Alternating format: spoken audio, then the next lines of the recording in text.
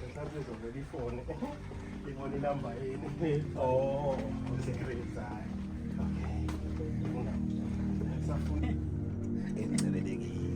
okay. Okay, konakele babona asisikele sasizobona sizongena manje sizongena konakele kakhulu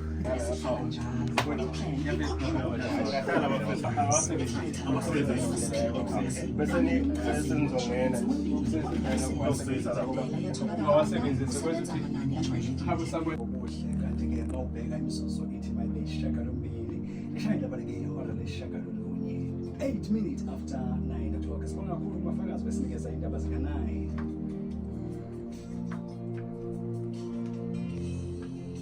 Njengoba ngingasho kade singena ukuthi kuleli hora lesibili kusukela ngo-9 kuze kuyohlala abantu-ke ku-10 o'clock sisuke sesingena-ke kwingxenye yesibili yohlelo kodwa singena-ke kwizinhlelo zezemfundo kumsakazo Ukhozi olumaphiko-phiko. Sethe sesiphethe-ke namhlanje siphethe kakhulu lokho kokusiza abafundi bakubiza ngolimi lwesilungu noma ukulekelela abafundi bathi i-learner support.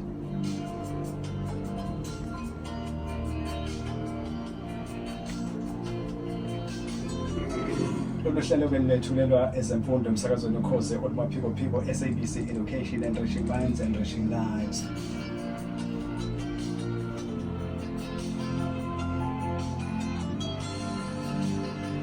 Kule ngxenye-ke yokuqala songena kulona wena-ke mlaleli Ukhozi FM asikutshele nje ukuthi iy'nhlelo zethu zezemfundo lapha emsakazweni Ukhozi olumaphiko-phiko sizothinta kakhulu udaba olubaluleke kakhulu, udaba lokwesekeka noma lokulekeleleka kwabafundi kwingxa zonke ukuze bakwazi ukuthi bathi thuthu. Sinaso-ke isihambeli sethu udokotela labana-ke esinaye la ngaphakathi esitudio udokotela uSibiya. Asikubingelele dokotela, sikumukele emsakazweni Ukhozi olumaphiko-phiko.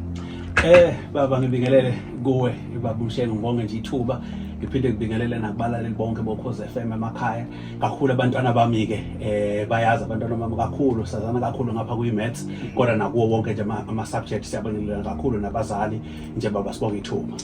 Angenze nje ngamabomu lapha Sotobe ngikuhlehlise kancane ngoba kungenza ukuthi kube khona umlaleli oqalayo ukuzwa umfundo oqalayo futhi ukuzwa namhlanje emsakazweni Ukhozi FM.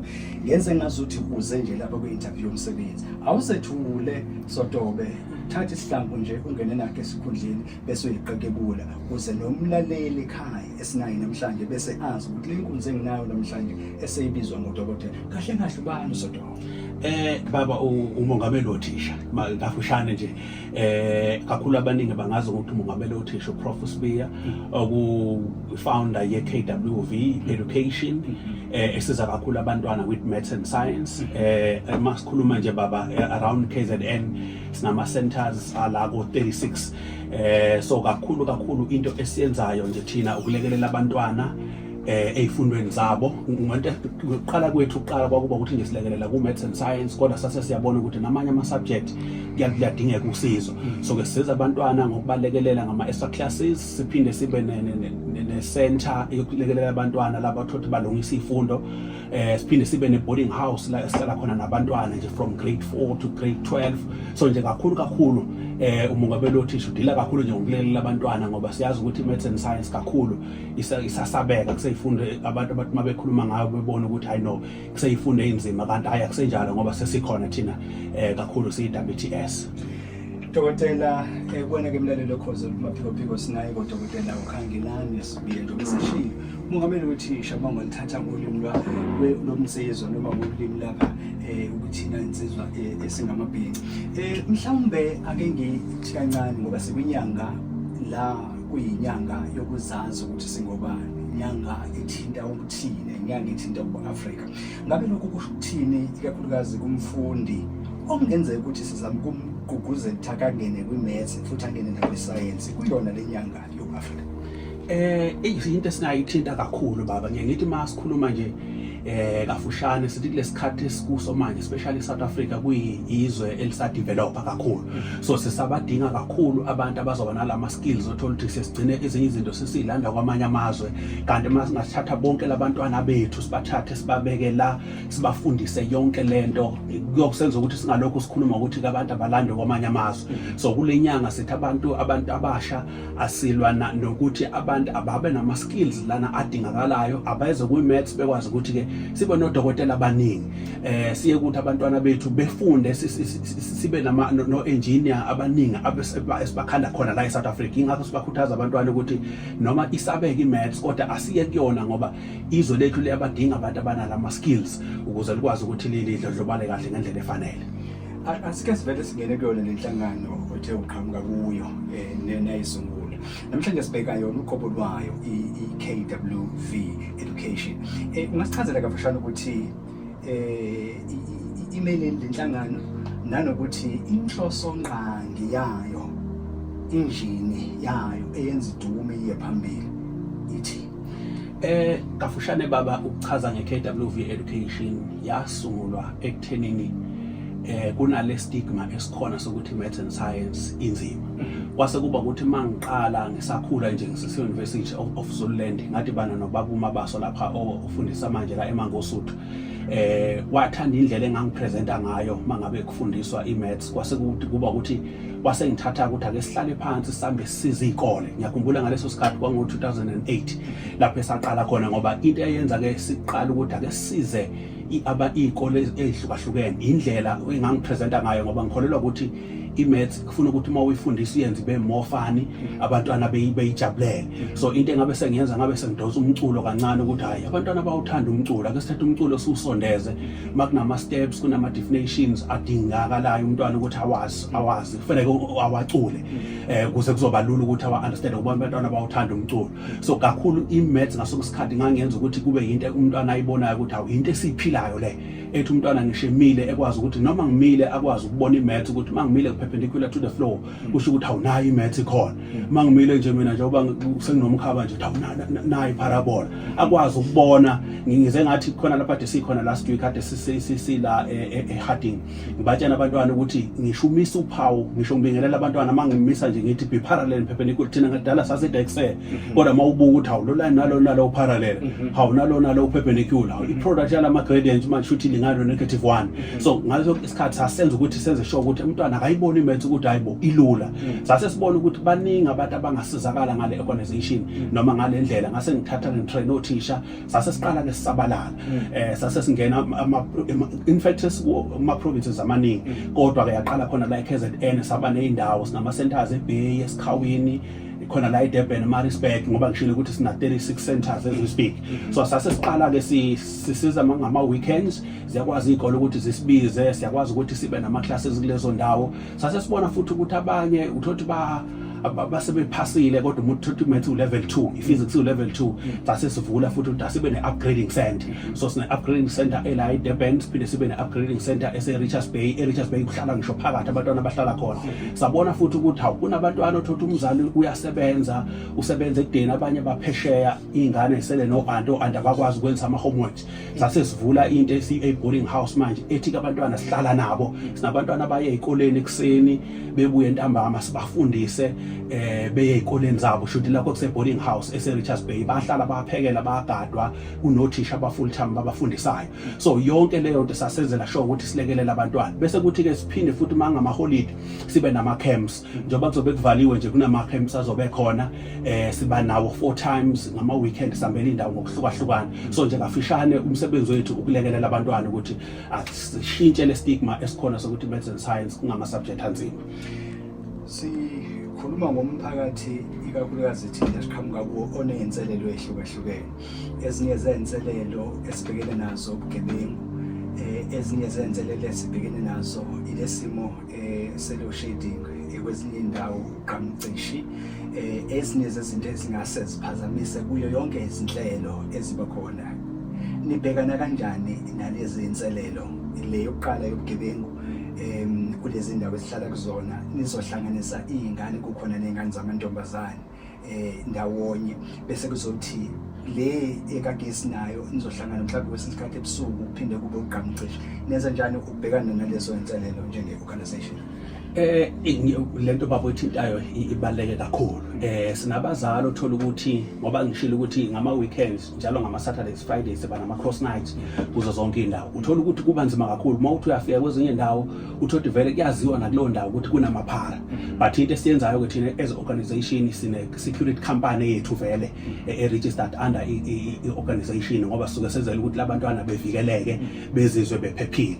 Bese kuthi ke lena ke yasihlupha kakhulu kuleyo load shedding njengoba usho. But into esisigcine siyenzeke sesize sisebenzisa ama light uthothi kunalama light lana atholakala ezitoro sisebenzise wona abantwana sibatshela abaphatha ama cellphone kukhanyiswe ngawo kodwa uyayibona ukuthi yona ikhona challenge ingekho into esingayenza ngoba ukuthi usuke khona ngabe sisuke sicela ukuthi cha mangabe ku Saturday ku cross night awungacisha ugesi kodwa isuke ingekho into ngoba kulandelwa ishedule esuke ikhona kodwa nje khona kuyasi challenge kodwa isesikwenze sithi asikwazi ukuma ngenxa kagesi sithi asivele kukhanyiswa ama light kukhanyiswe ama cellphone. Enye yenselelo engiyazi ukuthi ibhekane kakhulukazi nezikole ikakhulukazi lezi eziqhamuka endaweni zasemakhaya noma nasemalokishini eyokuthi akakabi kahle ukubambisana phakathi kwabazali kanye nesikole uma kuzoba imihlangano bayaqosa abazali sinako nje futhi nokuthi uma umzali kuthiwa angize nomzali esikoleni bese ngizibambela nje umalume la ngihlangane naye emgaqweni kanti kusho ukuthi vele nawe uzomela umalume bese ngimgoqa ukuthi kuthiwa ngiyena esikoleni ngiyafika vele sengimshijelile futhi ngizomtholela ikhotho ukuze ahambe azongimela ngoba kugcina mhlawumbe kweze ngisiqede isikole shintsha nje umalume abahlukene ngingaziyo ukuthi uba umzali wami ubani wesikole. Le ezinye zezinto eziyinselele ezikhombisa ukuthi abazali kakhulukazi ukuthi nje impisholo siyaqhela kakhulu kwisimo seyingane. Ubhekana lezo nselelo ngoba ngineqiniso lokuthi neyeni inhlangano lezi inselelo ezibhekana nothisha ezikoleni nani niyabhekana nayo nibhekana kanjani nazo lezi inkinga njengalezi?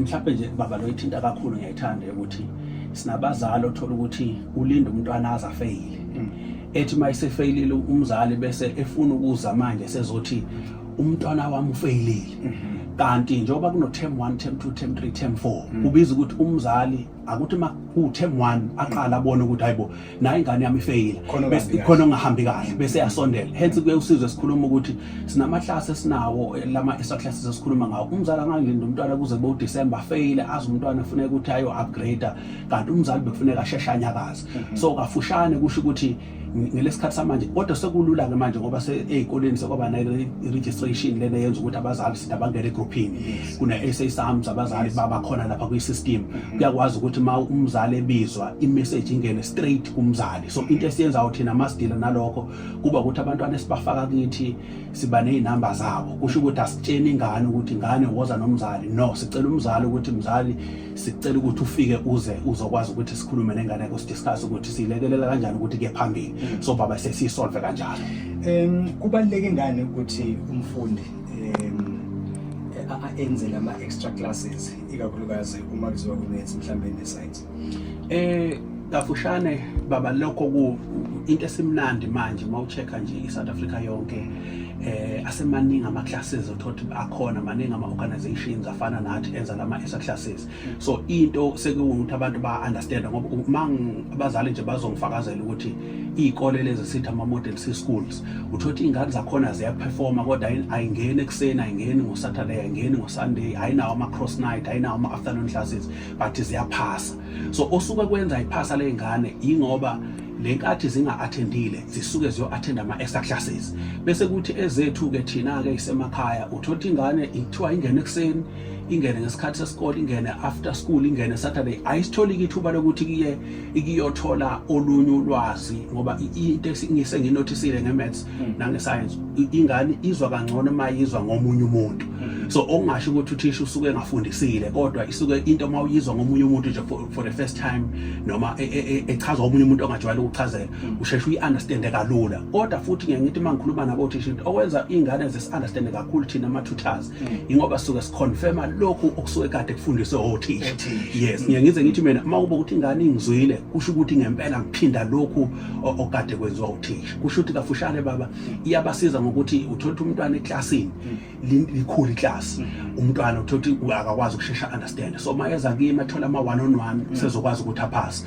Uyathola ukuthi mhlambe uyachaza uthisha kodwa akanayo imethod, njengoba ngishilo ukuthi thina senza imaths umntwana adlale ngayo, uthothi uthisha mhlambe yena uvama ukuthi abe street nje afundisa, akukho fani.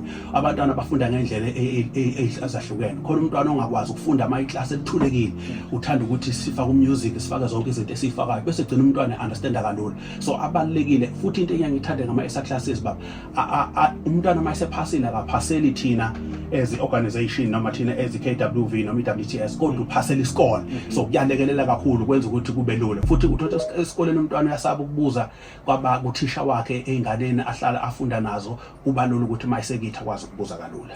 Ikhalenda lezemfundo libhekene ke namaholide ikakhulukazi asebusika. Zikhona ezinye inhlelo enazo ezizokuzama ukulekelela abafundi ezibalekile enihlelile, imani ihlelile nehlele kanjani uma sibuka njokushilo ukuthi nikhona kuyona yonke indawo. Kusho ukuthi baba kakhulu thina sesithi ngamaholide asihlali kodwa ayiqali la. Before kuqalwe ngoJanuary, before kuvulwe ikole siba ne camp, sibalungiselela abantwana ukuthi akushaye term 1 sesiqedile umsebenzi bese beye ezikoleni zabo sebe revise. Phinde term 2 besikhona besinayo ngo-April, nakhona sawukhava umsebenzi ka term 2.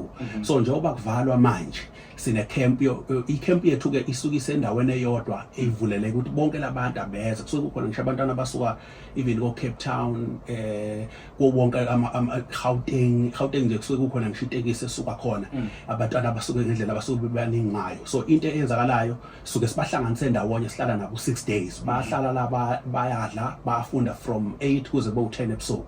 So ke ngoba sihlelile nje ngama holiday kusukela mhla ka 30 June kuya ku 6 July izobila Richards Bay camp yethu. So ke from grade 7 to grade 12. Bese ke ukuthi masiqeda mhla ka 6 bese sophumula kahle hle, but besilapha ya eHarding, ubaba ukuthenga umbize lapho deputy principal wase Harding secondary, ubaba umsezezo ade sikhona wasethi hayibo si free ngalelo suku ucela ukuthi sivele siyofaka enye camp eHarding. So bese Harding nje kuleli viki bese nabantwana aba more than 1000 abebe lapha ya. So ke sesine camp yesibili ezobi lapho, bese kuthi makudlula lapho sukela futhi mhla ka 15 July kuya ku 21 July. So bese ne camp ezobi la eThongathi, leyo ke Thongathi yokulekelela abantu ukuthi basuka ke abazokwazi ukuthi befikele eDurban ngoba yona i more central. So nayo futhi enye camp from grade 7 to grade 12 silekele so kwesikhava umsebenzi ka term 2. Lokho kulekelela uthisha ukuthi mase kuvulwa ngo term 3 kube ukuthi uthisha seboshaya revision ba. Yes. Ikupho kubalekile kungakusho kumfundi njengamanje kakhulukazi ongenza uhleli phezulu kwazi ngathi ubhekene nemaths nansi ngapha ubhekene nescience nayo ngapha. Okokuqala nje ngifisa ukusho kumntwana ngithi kubona mangahambanga kahle term 1 njengoba ama result ephumile kubiza ukuthi umntwana akashintshe imethod abefunda ngayo. Mobo ukuthi ke mhlambe befunda as a group kodwa faila kunjalo, kusho ukuthi manje akazama ukuyifundela yedwa. Mobo ukuthi kokubile bekwenza kungenzeki akeke zame ama extra classes. Sengishilo ukuthi sikhona ama camp la engashoyo avuleleke kubo bonke abantu, akazame nathi as kwazi ukuthi simlekelele.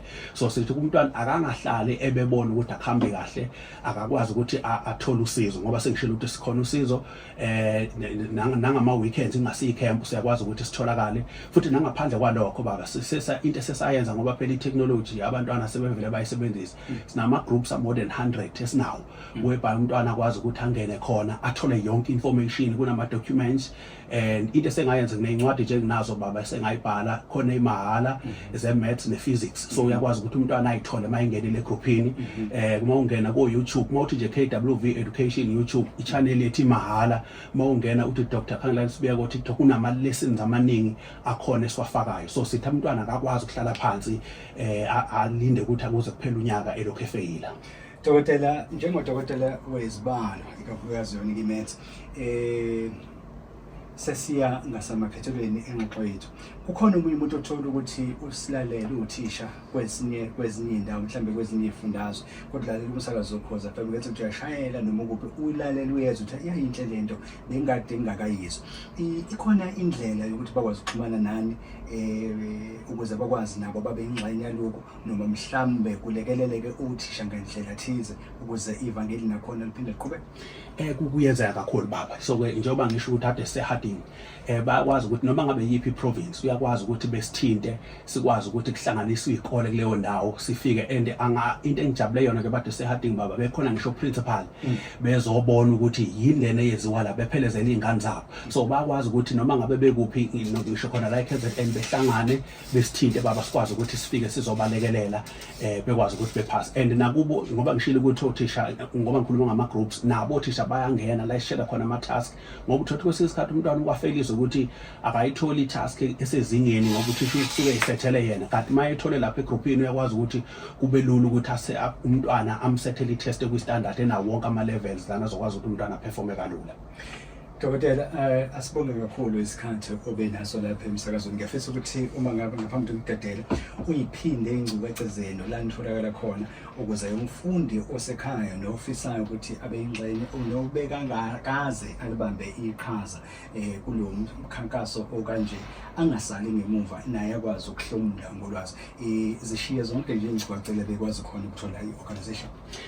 Kusho ukuthi nje baba sibonge nje kubazali ngoba sithi abazali abangahlali sekonakele kakhulu abangalindi nothisha omkhulu bengalindi bebothi nayi imath failure sikhona thina ukuthi sikwazi ukuthi sisobalekelela so bengwazi ukuthi besithinte enambeni ku 082 67 27 928 iphindi number 082 67 27 928 noma bethinte u076 4535 kodwa vele sikhona kuzo zonke indawo nje motho Dr. Khangelani Sibiya ku Facebook yakwazi ukuthi sithole uyakwazi ukuthi na TikTok usithole ku YouTube channel sishilo sathi KWV Education tholakala mahala ama lessons so bakwazi ukuthi besithinta abazali abangahlali sekubi kakhulu South Africa sa developer sidinga abantwana bebe ne maths ne science kodwa bese ngishilo ukuthi zonke izifundo kakhulu kune camp babale khona sithi abantu abeze ngeke beyisolve from grade 4 to grade 12 kuvule bonke abantwana basuka ngobanye ama provinces baba siyabonga. Siyabuyela ukumbona baba siyabonga. Nabantu uthomuye uzofaka usezokwazi. Sekufeziwe seqede. Qediwe manje. Qedile manje sesodibana ecampini asifune khuluma. Sihlangene khona. Sihlangene khona.